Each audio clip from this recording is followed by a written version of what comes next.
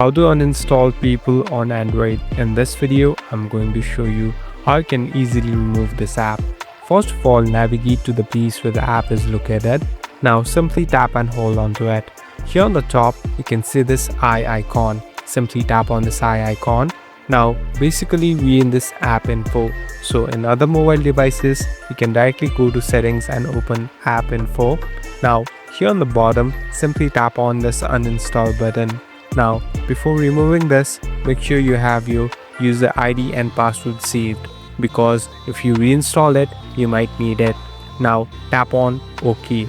So, it will take some time, and as you can see, the app is completely gone from my mobile device. Now, if you later want it, you can easily install it. Thank you for watching this video.